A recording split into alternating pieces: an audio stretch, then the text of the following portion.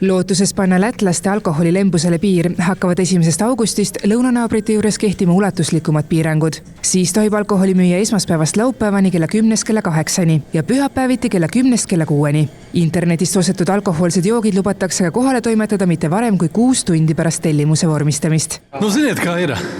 Tas ar tādiem ierobežojumiem nekad neko labu panākt nevar. Ir jāskatās saknē, kur tad ir tā probleema. Kui varasemalt on Läti olnud alkoholijoomist piiravate meetmetega sammu maas Eestist, siis täna saame öelda, et võrreldes teiste Balti riikidega on Eestis kõige leebem alkoholipoliitika. Näib, et ka alkoholiaktsiisi tõstmine ei ole kaasa toonud oodatud mõju. Eestis on alkohol muutunud aasta-aastalt järjest odavamaks. Ehk kui isegi aktsiis tõuseb 5%, siis inflatsioon ülejäänud toiduained, palk tõuseb nii palju kiiremini, et alkohol muutub tegelikult endiselt järjest odavamalt aastast juba 2019. Nii tulebki täna poes käies tõdeda, et odavam on end purju juua kui näiteks šokolaadi süüa või mahla juua, sest pool liitrit viina saab kätte soodsamalt kui 300 grammise Kalevi šokolaadi ja õlleliiter on sageli odavam kui apelsini mahla oma. Kliinikumi sõltuvushäirete keskuse juht toob välja, et nende juurde jõudvate tõsiste alkoholiprobleemidega inimeste hulk ei ole muutunud. Et me ei näe praegu vähenemise märk. Kahjuks. Mis teie arvates saaks riik siin ära teha, et meie inimesed jooksid vähem? Panna alkohol eraldi poodidesse. No se hinta voisi olla kõrgem. Hind kallimaks, sest meil juba see kella 10 seadus on ju tegelikult ja ega ma ei kujutagi ette, et mis seal nagu rohkem tegelikult teha oleks. Ma arvan, et see on igaühe enda valik selles mõttes teha tervislikke otsuseid. Peale alkoholiaktsiisi järkjärgulise tõstmise on Eesti järgmiseks 10 aastaks koostanud ka alkoholipoliitika karmistamise kava.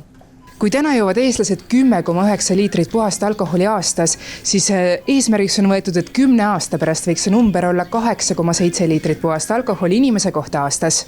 Millised meetmed sealt kasutusele tulevad, ei ole veel täna kindel, kui ministeeriumi esindaja toob välja, et tõenäoliselt oleks väga tõhus meede alkoholimüügi aja vähendamine sarnaselt Lätile, kuid kõne alla võiks tulla ka alkoholimüügi keelustamine tanklates. Ja tegelikult alkoholimüügi keelamine tanklates on midagi, mida Eesti inimesed aastast aastasse enamasti toetavad, ehk enamus inimesi toetaks seda, et me bensiinijaamades alkoholi müüks. Samuti võiks ka Eestis peagi toetust leida veebirakenduse kaudu alkoholi tellimisele mitmetunnine viiteaeg. Eks see vähendab sellist impulsiivset ostmist, impulsiivsemat alkoholi tarvitamist, kus näiteks õhtul peo käigus jääb alkoholi puudu ja seda tellitakse juurde.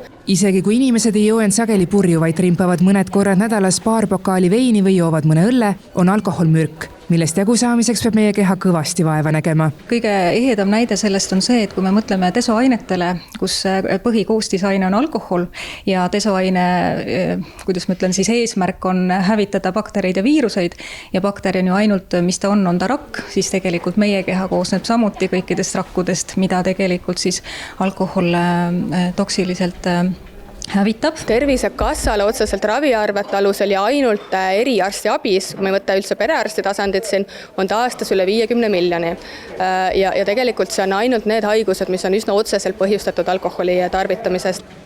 Doktor Delia Rolko ütleb, et lisaks erinevatele piirangutele peaks muutuma ka inimeste suhtumine alkoholi. Täna on reede, siis ma usun, et väga palju on neid inimesi, kes juba oma peas planeerivad alkoholi tarvitamist.